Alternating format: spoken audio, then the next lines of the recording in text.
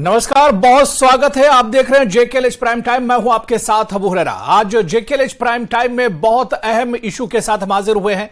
आज बात करेंगे करप्शन की। जी हां, जम्मू कश्मीर जो एडमिनिस्ट्रेशन है, जो प्रशासन है, उसने अब ठान लिया है कि जम्मू कश्मीर में जीरो टॉलरेंस की पॉलिसी पर काम किया जाएगा और इस पर अब जो महकमा है वो एक्शन में भी नजर आ रहा है। आज इसी को हम जेकेएलएच प्राइम टाइम में समझने की कोशिश करेंगे।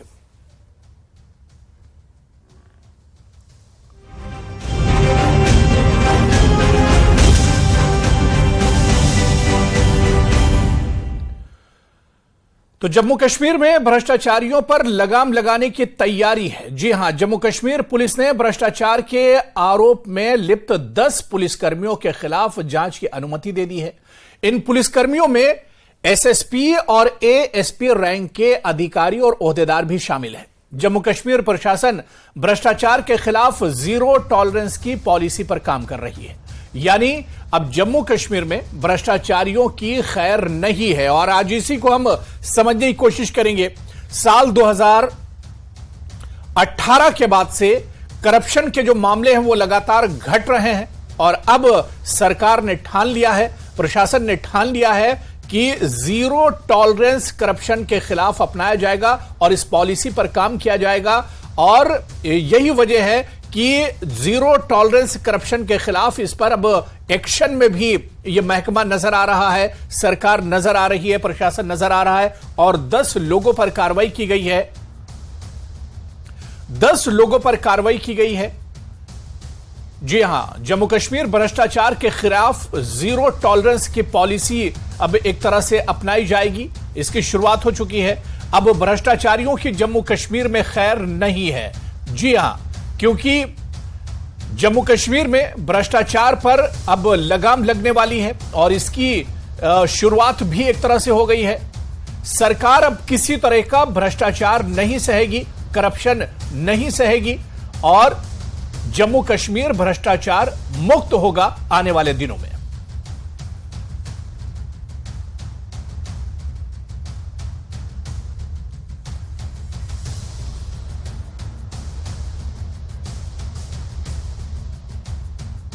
तो चलिए, इसी पर बहुत खास मेहमान मेरे साथ चर्चा में जुड़ रहे हैं। बहुत जल्दी अपने मेहमानों का आपसे इंट्रोडक्शन करा देता हूं। मेरे साथ डॉक्टर एसपी वैद साहब हैं, जो फॉर्मर डीजीपी हैं, मेरे साथ चर्चा में जुड़े हुए हैं।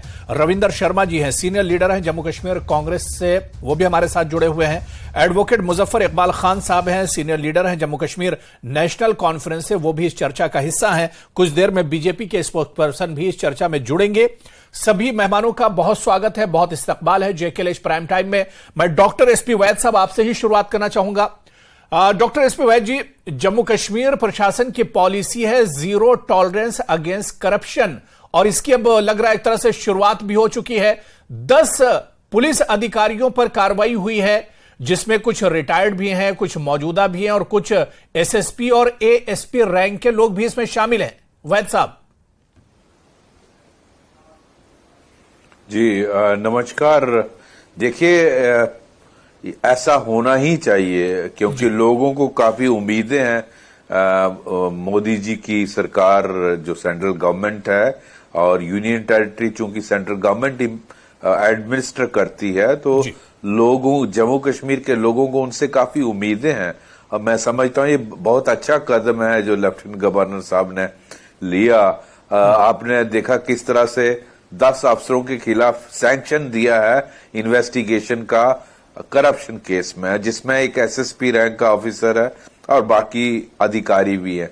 अभी कुछ दिन पहले, हफ्ता पहले, 2 गेस्टेड ऑफिसर्स, एक डिप्टी एसपी और एक एडिशनल एसपी, उनको सस्पेंड किया क्योंकि उनकी इन्वॉल्वमेंट पाई गई थी। शायद कुछ उसमें भी आप मोरल टर्पिट्यूड या आप करप्शन की बात कर सकते हैं कि टेररिस्टों को किस तरह से मदद कर रहे थे पैसे लेके। तो ये दोनों कदम मैं बहुत अच्छे समझता हूं। एक क्लियर मैसेज आता है कि अगर आप नेशनल सिक्योरिटी से या आप मोरल टर्पिट्यूड करोगे, गलत काम करोगे, पैसे का लोगों से लेन देन करोगे तो आपको बख्शा नहीं जाएगा। तो एक बहुत अच्छा संदेश एडमिनिस्ट्रेशन में जाता है और मैं उम्मीद करता हूं आगे भी लेफ्टिनेंट गवर्नर की गवर्नमेंट इसी तरह कार्रवाई करती रहेगी अगर कोई भी पाया जाए। लेकिन सिर्फ पुलिस पर फोकस नहीं होना चाहिए, मैं समझता हूं हर महकमे पर नजर रहनी चाहिए। जी देखिए काफी सुधार है, इसमें कोई शक नहीं, लेकिन अगर कोई ये कहेगा कि 100% करप्शन फ्री हो गया, वो नहीं है। इसलिए विजिलेंस जो हमारा डायरेक्टरेट ऑफ विजिलेंस है उनको भी बहुत नजर रखनी चाहिए, पैनी ग्राउंड में लोगों से टच में रहना चाहिए और लोगों जब तक लोगों से राब्ता नहीं हो तो आपको पता नहीं चलता कि कहां करप्शन हो रहा है। तो मैं समझता हूं ये बहुत अच्छा कदम है और लेफ्टिनेंट गवर्नर साहब को मैं मुबारकबाद का हकदार समझता हूं। तो बिल्कुल एक सख्त पैगाम देने की कोशिश की गई है ऐसे लोगों के खिलाफ जो भ्रष्टाचार में लिप्त हैं या जो अभी भी करप्शन से एक तरह से जुड़े हुए हैं। मैं रविंदर शर्मा जी आपके पास आना चाहूंगा, किस तरह से सरकार के इस कदम को आप देखते हैं? 2018 के बाद आप एनसीआरबी का डेटा उठाकर देखिए तो लगातार करप्शन के जो मामले हैं उनमें जम्मू कश्मीर में एक तरह से कमी देखी गई है। देखिए कोई भी अच्छा कदम हो उसका स्वागत करेंगे, लेकिन सिर्फ हम कहेंगे ये पहल है तो मैं समझता हूं कि ये दुरुस्त नहीं होगा। पिछली सरकारें जो भी सरकार रही उन्होंने बड़े बड़े अफसर जो टेंटेड थे उनको प्री मैच्योर रिटायर किया, डिसमिस किया। ये लगातार सिलसिला, वो चाहे कांग्रेस पीडीपी की सरकार हो, कांग्रेस नेशनल कॉन्फ्रेंस की सरकार हो, पीडीपी बीजेपी की सरकार हो, कई अफसरों को कई जगह विंडिक्टिव भी काम रहा और कोर्ट ने उनको बहाल भी किया। लेकिन ये कोई पहल नहीं है कि आप कहेंगे कि ये बहुत बड़ी पहल हो गई। ये तो कानून है। सुप्रीम कोर्ट कहता है कि 3 महीने के अंदर अंदर आपको प्रोसिक्यूशन की सैंक्शन देनी है और अगर ज्यादा से ज्यादा है तो 1 महीने और। रविंदर शर्मा जी, जब पिछली सरकारों ने काम किया तो जम्मू कश्मीर करप्शन फ्री क्यों नहीं है? आज भी करप्शन की ये बिदत क्यों है? कोई भी आप प्रदेश देख लें, बड़े बड़े घोटाले नजर आते हैं। करप्शन जो है वो अभी भी जम्मू कश्मीर में है और बड़े पैमाने पे है। हमने बात उठाई थी कि जल जीवन मिशन में सरकार के अपने प्रिंसिपल सेक्रेटरी जो कि उस महकमे के अफसर रहे, उन्होंने बहुत चीजें लिखी है। विजिलेंस कमीशन जो एंटी करप्शन ब्यूरो उसको भी लिखा और उन्होंने national commission for schedule caste में लिख के दिया है कि मैंने करप्शन की बात उठाई और मुझे उसकी जगह ह्यूमिलेशन फेस करनी पड़ रही है और उसकी जांच क्यों नहीं? सरकार पे कोई भी इल्जाम लगे, वो सच्चा है या झूठा है, वो तो 14,000 करोड़ का प्रोजेक्ट है, उसमें कई आपत्तियां उन्होंने जो है वो बताई हैं, इरेगुलरिटीज इलीगलिटीज हुई हैं और उस पर जांच कोई नहीं हो रही।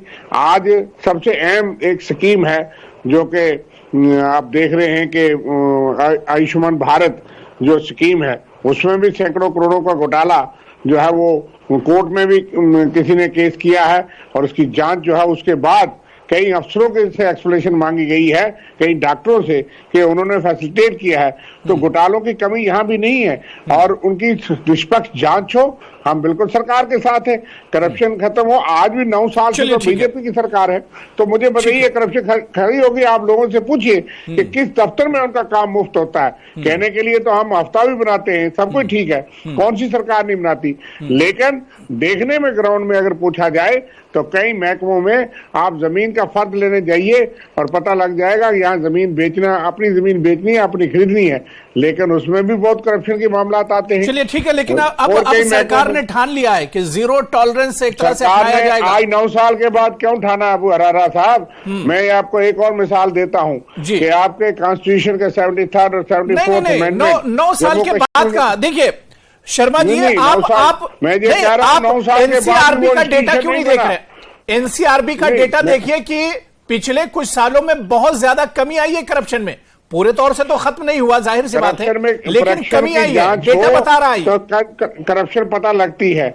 अगर आप जांच ही नहीं करेंगे, आप किसी को बोलने नहीं देंगे। ये 9 साल से तो अनसर्टेनिटी रही, नॉर्थ पोल साउथ पोल आपस में लड़ते रहे, फिर उसके बाद गवर्नर रूल लग गया, फिर 370 टूटने के बाद लोगों को बाकी चीजों के करप्शन के खिलाफ तो लोग भी फाइट करते हैं, लोग शिकायत करते हैं, सरकार को पता लगता है। आज भी मैं कह रहा हूं कि जो एक्टिविस्ट हैं वो कोर्ट में जाते हैं और सरकार को मजबूर कदम उठाने पड़ते हैं। इसलिए हम करप्शन के खिलाफ सरकार के साथ है। ठीक है, मैं एडवोकेट मुजफ्फर इकबाल खान साहब से भी उनका रिएक्शन ले लेता हूं इस पर। जी मैं एडवोकेट मुजफ्फर इकबाल खान साहब बाद में एक बात आपको और याद दिलाऊंगा। जी आप दे दीजिए इकबाल साहब को टाइम। ठीक है, मैं मुजफ्फर इकबाल खान साहब, जो बात यहां पर रविंदर शर्मा जी कर रहे हैं कि पिछले 9 सालों में सरकार को आखिर जीरो टॉलरेंस की फिक्र क्यों नहीं हुई, लेकिन मैं ये कह रहा हूं कि पिछले 9 सालों में 370 का पीरियड भी तो उसमें शामिल था। 370 में भी तो करप्शन होता था और अब 370 हटने के बाद अब इस पर कार्रवाई हो रही है। और जो डेटा है एनसीआरबी का वो ये बता रहा है कि जम्मू कश्मीर में साल 2018 के बाद करप्शन के मामलों में कमी आई है। मुजफ्फर साहब, अबू हुरैरा साहब, करप्शन में कमी नहीं आई है जी। जो एनसीआरबी का डाटा आप जिसका जिक्र कर रहे हैं, एनसीआरबी का डाटा जो बताता है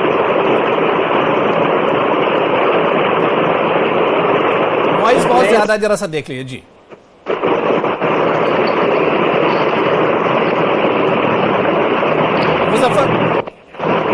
चलिए मुजफ्फर इकबाल जी, मैं दोबारा से सर आ रहा हूं, थोड़ा सा नॉइज बहुत ज्यादा आ रहा है आपके ऑडियो में। मैं दोबारा से आ रहा हूं। जी रविंदर शर्मा जी कुछ कहना चाह रहे हैं, जल्दी से बात पूरी कर लीजिए। मैं मुजफ्फर साहब आ रहा हूं, नॉइज आ रहा है थोड़ा सा। जी ठीक है, मुजफ्फर साहब से पूछिए। मैं ये कहना चाहूंगा कि अगर आपको मैं याद दिलाऊं कि 2002 में जब कांग्रेस पीडीपी की सरकार आई तो यहाँ एक अकाउंटेबिलिटी कमीशन बना, जिसके हेड एक रिटायर्ड सुप्रीम कोर्ट के जज थे। किसी सरकार ने बख्शा नहीं और उस कमीशन ने बहुत काम भी किया। उसके बाद 3 जज, एक चीफ जस्टिस और 2 जजेस रिटायर्ड हाई कोर्ट जज के अकाउंटेबिलिटी कमीशन रहा। यकायक वो अकाउंटेबिलिटी कमीशन भी बंद हो गया और उसके पास जो मामला थे, जांच की फाइलें थी, उनका पता ही लगा वो कहाँ गए। ना विजिलेंस के पास है, ना क्राइम किसी और ब्रांच के पास है। इसी तरह से मैं दूसरी बात कहना जा रहा था कि आज पंचायत और जो अर्बन बॉडीज के पास बहुत पैसा और डायरेक्ट फंड्स आते हैं, लेकिन उसके साथ एक राइडर था कि आप एक ओम्बड्समैन बनाएंगे जो रिटायर्ड हाई कोर्ट जज जो है उसको हेड करेगा, लोकपाल की तरह, वन मैन अथॉरिटी, जो कि इन्वेस्टिगेट करेगा complaints against panchayat and urban bodies and rural panchayat. वो आज तक नहीं बना, एक्ट बनाया नहीं तो रविंदर शर्मा जी, आप इसका वेलकम भी कर रहे हैं और इस पर सवाल भी उठा रहे हैं। आपने वेलकम भी किया, अब इस पर सवाल भी उठा रहे हैं। मैं आपको ये कह रहा हूं कि ये इंस्टीट्यूशन जो है, ये एक्ट जो है वो 2010 का है, ओम्बड्समैन एक्ट हमने बना के रखा था, लेकिन उसके बाद चुनाव हुए लेकिन वो एक्ट लागू नहीं हुआ। आज तक 9 साल में अगर नियत होती तो वो अकाउंटेबिलिटी कमीशन को बंद क्यों किया जाता? अगर नियत होती तो आप वन मैन हाई कोर्ट जज की एक अथॉरिटी जो है वो इन्वेस्टिगेट करने के लिए रखते। आपने फोरम नहीं रखा, सिर्फ vigilance commission, anti corruption bureau जिसका नाम बदल दिया आपने, या बाकी इंस्टीट्यूशन काफी नहीं है। लेकिन अगर वो इंस्टीट्यूशन एक ठीक है, मैं बीजेपी स्पोक्स पर्सन मेरे साथ जुड़ चुके हैं, एडवोकेट आर एस पठानिया जी जुड़ चुके हैं, उनसे मैं रविंदर शर्मा जी इसका मैं जवाब लूंगा। एडवोकेट आर एस पठानिया जी, आपका भी स्वागत है। मेरी आवाज पठानिया जी आप तक पहुंच रही है? जी बिल्कुल, आपका आवाज प्रॉपर आ रहा है। आर एस पठानिया जी, जम्मू कश्मीर प्रशासन ने ठान लिया है, एलजी प्रशासन ने ठान लिया है कि जीरो टॉलरेंस अपनाया जाएगा, जीरो टॉलरेंस की पॉलिसी अपनाई जाएगी करप्शन के खिलाफ, और इसकी शुरुआत भी हुई है। 10 लोगों के खिलाफ, जो कुछ पुलिस इसमें अधिकारी भी हैं, उनके खिलाफ कार्रवाई हुई है। लेकिन रविंदर शर्मा जी इसका वेलकम तो करते हैं, लेकिन इस पर सवाल भी उठा रहे हैं कि देरी से कदम उठाया गया है। ये सवाल उठाना, तंज कसना ऑपोजिशन का कुछ हद तक यह और कुछ इनका एक हैबिट बन गया है। लेकिन 2014 से लेकर अभी तक, चाहे वो दिल्ली में एनडीए की सरकार जिसके नेता नरेंद्र मोदी हैं, पार्टी और सरकार की एक रीति और नीति है जीरो टॉलरेंस टुवर्ड्स करप्शन। और जम्मू एंड कश्मीर भी अभी केंद्र के डायरेक्ट कंट्रोल में है, तो जम्मू कश्मीर में भी उसी रीति और नीति का अक्षरशः पालन करते हुए zero tolerance towards corruption noise audio में बहुत ज्यादा। मैं दोबारा से आऊंगा पठानिया जी, आपके पास भी दोबारा से आऊंगा, बहुत माजरत, क्योंकि आपका ऑडियो में भी नॉइस बहुत ज्यादा आ रहा है। मैं दोबारा से आऊंगा। ठीक है, मैं डॉक्टर एसपी वैद साहब आपके पास आना चाहूंगा। कुछ लग रहा है कि ऑडियो में प्रॉब्लम है। जो हमारे साथ पैनलिस्ट जुड़े हुए हैं उनके पास मैं दोबारा से जाऊंगा। डॉक्टर एसपी वैद जी, ये जो पॉलिसी है जीरो टॉलरेंस की करप्शन के खिलाफ, इसमें जाहिर सी बात है कि सिर्फ ये मामला रिश्वत लेने देने तक ही नहीं है, बल्कि जम्मू कश्मीर जैसे सेंसिटिव जगह पर आतंकवाद के खिलाफ भी कहा जाए तो ये एक बड़ी कार्रवाई से एक तरह से कहा जा सकता है, क्योंकि इस तरह के जो अधिकारी जो करप्शन कर सकते हैं, जो रिश्वत ले सकते हैं, तो ये आतंकवाद के साथ भी खड़े हो सकते हैं, आतंकवादियों की मदद भी कर सकते हैं। बिल्कुल अबू जी, ऐसा है कि इसका लिंकेज बिल्कुल टेररिज्म से भी है, क्योंकि आप जानते हैं जिस तरह के हालात पिछले 30-35 सालों से जम्मू कश्मीर में रहे हैं, उसमें टेररिज्म एक मेन स्टे है या एक मेन एक्टिविटी है जम्मू कश्मीर में, और उसको पुलिस और मैजिस्ट्रेसी और सिक्योरिटी फोर्सेस डील करती हैं। और उसमें जब अगर आप नॉर्मल एक आम इंसान से करप्शन पैसे का कर सकते हैं, तो इसमें कोई शक नहीं कि वो टेररिज्म से नहीं लेगा, ड्रग से नहीं लेगा, या आप अगर एडमिनिस्ट्रेशन से हो तो आप किसी टेररिस्ट को वारंट इशू करने में डिले करेंगे, आप किसी का इस तरह की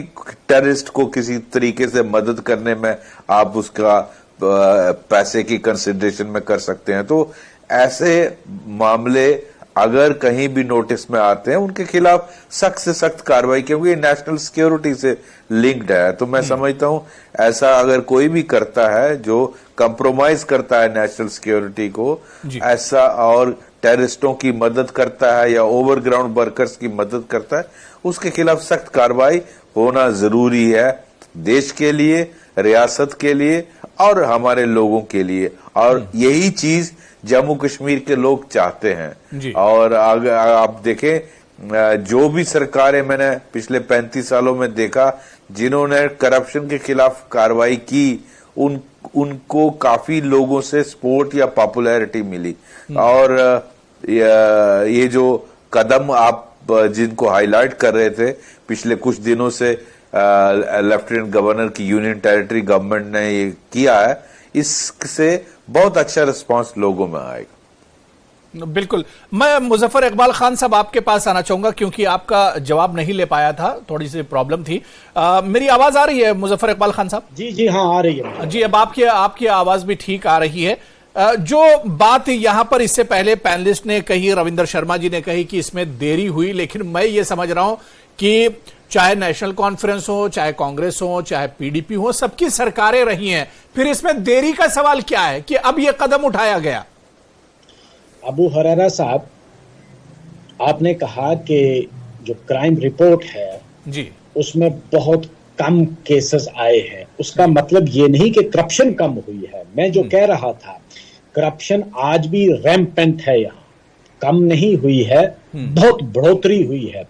उसका आपको पता चलेगा जब आप कभी तहसील ऑफिस, थाना में, किसी भी बीडीओ ऑफिस, डीसी ऑफिस किसी में जाओगे ना, वहां जाकर एहसास होता है। और इस तरह मैं नहीं कहता कि ये अच्छा कदम है, इससे एक मैसेज जाएगा, जिस तरह अभी वैद साहब कह रहे थे कि पब्लिक में एक मैसेज जाएगा। मैं आपको हकीकत ये बताऊं कि आज की डेट में it was free for all. आप कंप्लेंट करो, आप किसी अफीसर के बारे में शिकायत करो, उसको पैसा जब तक नहीं दोगे, शिकायत कोई सुनता नहीं आज की तारीख में। और ये मैं नहीं कहता कि ये गलत हुआ, बहुत अच्छा हुआ, मैं इसकी सराहना करता हूं कि करप्शन पर रोक लगनी चाहिए। लेकिन ये कहना कि जी करप्शन यहां कम हुई है इन पिछले 3-4 सालों में, तो ये सरासर गलत है और ज्यादती है लोगों के साथ। करप्शन बड़ी है, और अगर ये सिलसिला तो 370 से पहले से चला आ रहा है। मतलब ये नहीं कि जब 370 था तब भी यही सिलसिला था, करप्शन तब भी था।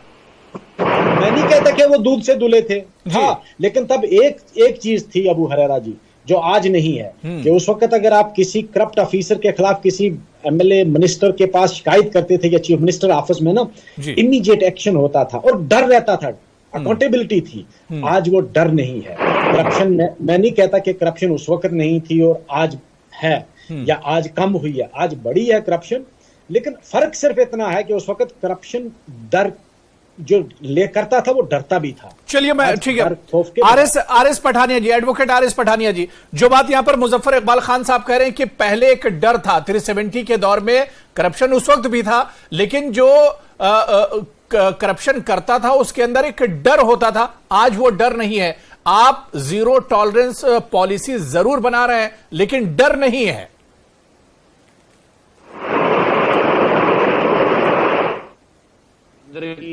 नरेंद्र मोदी जी के नेतृत्व वाली मजबूत सरकार हो या जम्मू एंड कश्मीर जो कि अपने आप में केंद्र शासित प्रदेश है, जीरो टॉलरेंस टुवर्ड करप्शन सरकार की नीति और नीति है। डर पहले नहीं था कि धारा 370 हमें पूछने नहीं कोई आएगा, ये तो नीति रही जम्मू कश्मीर में राजनेताओं की। यहाँ पे सीएजी ना आए, कंट्रोलर ऑडिटर जनरल ना आए, यहाँ पे अकाउंटेंट जनरल का पीएजी का जिसे कहते हैं जुरिस्डिक्शन ना हो, यहाँ पे सेंट्रल विजिलेंस कमीशन का जुरिस्डिक्शन ना हो, सीबीआई यहाँ नहीं आए, ईडी यहाँ पे नहीं आए, तो ऐसा नहीं है। मेरा करप्शन जो है मुजफ्फर इकबाल साहब ने जो कहा है ये एक नेशनल एक ईवल है, लेकिन वर्ष 2014 से लेकर अब तक और विशेषकर 5 अगस्त 2019 के बाद जम्मू कश्मीर में जो स्टेप जो कदम सरकार ने उठाए वो वाकई सराहनीय है। आज पहले नहीं, फिर ये करप्शन खत्म क्यों नहीं हुआ? करप्शन खत्म क्यों नहीं हुआ? जो सवाल रविंदर जी ने उठाया था कि 9 साल हो गए, 9 साल में करप्शन खत्म क्यों नहीं हुआ? अब आपको इस पर कार्रवाई करने की जरूरत क्यों पड़ रही है? जी देखिए, मैंने कहा कि corruption is a national evil, लेकिन इस करप्शन की रोकथाम करने के लिए भारत सरकार की ओर से और खासकर जम्मू कश्मीर में एलजी प्रशासन की ओर से केंद्र सरकार के एक नेतृत्व में जो कदम उठाए गए वाकई कारगर हैं। चलिए ठीक है, कुछ ऑडियो में अभी भी प्रॉब्लम आ रहा है। रविंदर शर्मा जी आपसे सहमत नहीं, जवाब दे रहे हैं। रविंदर शर्मा जी जवाब दे रहे हैं। पुलिस वाला रविंदर शर्मा जी आप जवाब दे सकते हैं, बीच में बोल सकते हैं आप। सेंक्शन है बार बार रियासती हाईकोर्ट में। अबू हरारा साहब, एक बात मुझे आपसे करनी है कि आपने थोड़ा सा मुझे मिसकोट किया कि देरी करने के लिए। मैंने तो आपको 2002 से आगे इतिहास शुरू किया कि मैं इनको नहीं कह रहा। पठानिया जी की बात अलग है, ये भी कहेंगे छाती ठोकेंगे, लेकिन मैंने आपको ये नहीं कहा कि देरी हुई, लेकिन इनका साल भी 9 हो गए और इनके साल में जितने रिक्रूटमेंट स्कैम हुए इतिहास में इतने स्कैम नहीं हुए और सारी लिस्टें रद्द हो गई। आप देख लीजिए रिक्रूटमेंट की। मैंने कहा जल जीवन मिशन में बहुत बड़ा घोटाला सामने आ रहा है जिसकी कोई जांच नहीं हो रही। बताए सरकार कि नहीं हुआ घोटाला, लेकिन यह है कि एक बहुत बड़ा एलिगेशन है। सेहत जो स्कीम है आपकी, बहुत बड़ी इंश्योरेंस का बहुत बड़ा स्कैम है जिसके लिए कोर्ट में भी मैटर चल रहा है, कोर्ट ने पूछा है और उसके बाद सरकार जागी है। और मैंने कहा कि अकाउंटेबिलिटी कमीशन से कई कदम उठाए गए, कई अफसर डिसमिस किए। करप्शन अपोजिशन कहां इसके खिलाफ सड़कों पर उतर रहा है? अपोजिशन इसके खिलाफ सड़कों पर कहां उतर रहा है? आप अपनी कुर्सी बचाने के लिए, अपनी सियासत बचाने के लिए सड़कों पर उतर रहे हैं, लेकिन अगर करप्शन हो रहा है तो उसके खिलाफ अपोजिशन की जिम्मेदारी क्या बनती है? जो अपोजिशन का सड़क पर उतरेगा वो जेल में होगा। दूसरे के खिलाफ हम तमाम डिस्ट्रिक्ट हेडक्वार्टर हमारे प्रेस चल रहे हैं, लेकिन सरकार प्रेस से मत नहीं होती। सरकार ने कोई कदम नहीं उठाया, कोई जांच आयोग नहीं बिठाया। तो क्यों? इतना बड़ा एलिगेशन पब्लिक डोमेन में है, कोर्ट में है, एससी कमीशन के पास पूरी पावर है कोर्ट की, लेकिन आपने क्यों नहीं उठाया उन अफसरों के खिलाफ? उनको साइडलाइन तो किया होता। रादर उसी कार्रवाई तो हुई है, कार्रवाई तो हुई है लगातार। 2 दिन पहले कार्रवाई हुई 2 अफसरों के खिलाफ, 10 अफसरों के खिलाफ फिर कार्रवाई हुई है, तो कार्रवाई तो हुई है, शुरुआत तो हुई है इसकी। यहाँ रिटायर्ड डीजीपी आपके बैठे हैं, मैं 2 बातों से सहमत नहीं हूँ।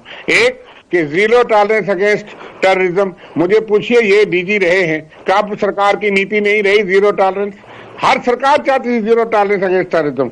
हाँ, और ये करप्शन भी तो उसको रोकने के लिए डीजीपी से बड़ा ऑफिसर तो कोई नहीं। कब सरकार नहीं रही zero tolerance against terrorism and corruption? लेकिन करप्शन उसके बावजूद है, करप्शन ग्राउंड पे है और हर बहुत सारे महकमों में।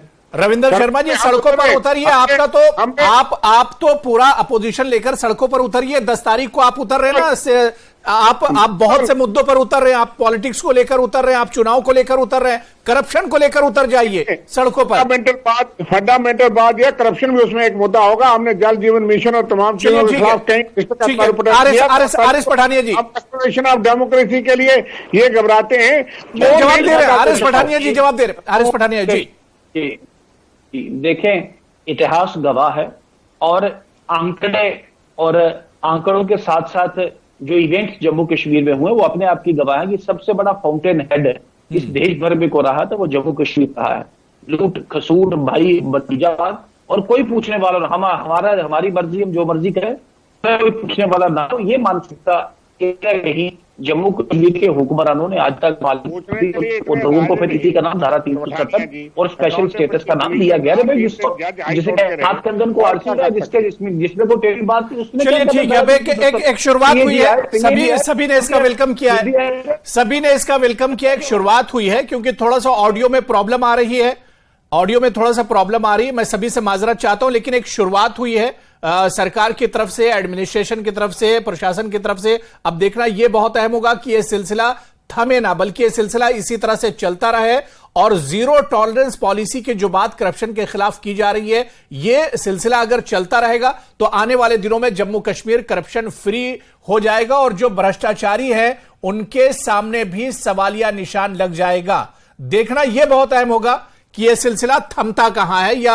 यह सिलसिला चलता कितने दिन है। बहुत बहुत शुक्रिया सभी मेहमानों का, advocate are S Pathania ji, doctor SP वैद साहब, रविंदर शर्मा जी और एडवोकेट मुजफ्फर इकबाल खान साहब, सभी का बहुत बहुत शुक्रिया। तो आज जेकेएलएच प्राइम टाइम में फिलहाल इतना ही, कल फिर किसी बड़े इशू के साथ हाजिर होंगे। जब तक के लिए इजाजत दीजिए, नमस्कार।